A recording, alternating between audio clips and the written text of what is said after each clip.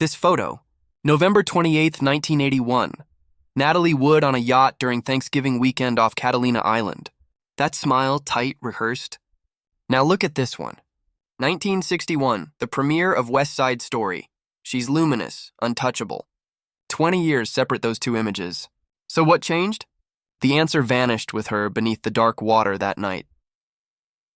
Natalie Wood was born Natasha Zakharenko in 1938 in San Francisco to Russian immigrant parents chasing the American dream. By the time she was 8, she'd already stolen the nation's heart in Miracle on 34th Street. As she grew up, Hollywood couldn't look away. Rebel without a cause, splendor in the grass.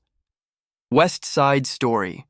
By 25, she had 3 Oscar nominations and a reputation as one of the brightest talents of her generation.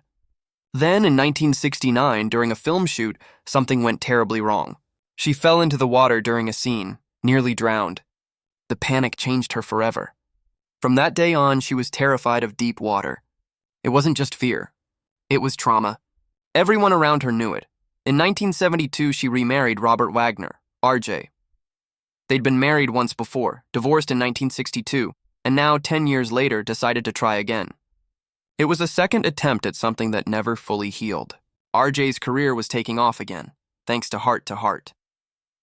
Natalie had stepped back, raising 2 daughters, focusing on family. But by 1981, she was ready for a comeback. She'd signed on to film Brainstorm with Christopher Walken. That's where everything began to unravel. There's a photo from that set, Natalie and Walken side by side. Too close. The chemistry between them is impossible to miss. RJ visits the production. He sees it too. So does everyone else. Whispers begin. Nothing proven, but tension fills the air. For Wagner, it feels hauntingly familiar.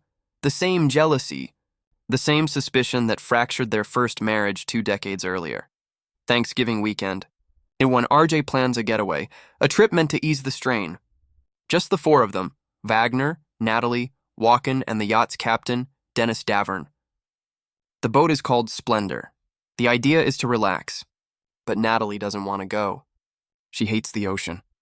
Ever since that near drowning, she won't even take baths, only showers. She avoids pools, docks, boats, anything that puts her near open water. But she goes anyway. Maybe out of love. Maybe out of obligation. November 28th. The night is cold, fog creeping over the island. There's drinking, too much. Wagner and Walken start arguing. It escalates. Voices rise. They're fighting over Natalie, over her career, over their lives. Natalie retreats to her cabin. Then sometime around midnight, she's gone. The small dinghy tied to the yacht is missing. So is she. What's found the next morning still chills anyone who hears it. Natalie's body, floating face down a mile from the yacht. She's wearing a flannel nightgown, thick socks, and a red down jacket, clothing that would drag anyone under. Her arms and face show bruises and scratches. She couldn't swim, not dressed like that. She was 43. The official report called it an accidental drowning. But years later, Captain Davern changed his story. He said he heard yelling. Said Wagner told him not to look for her. That they waited hours before alerting the Coast Guard.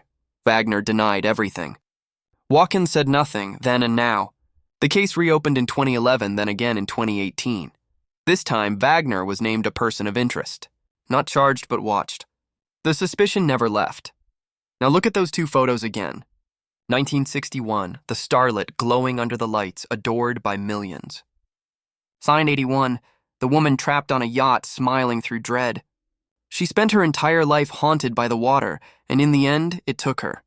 Wearing a jacket that ensured she'd sink, surrounded by people who couldn't stop fighting, aboard a boat she never wanted to board. The ocean kept her final secret. The truth went down with her. That's the story no one dares to tell.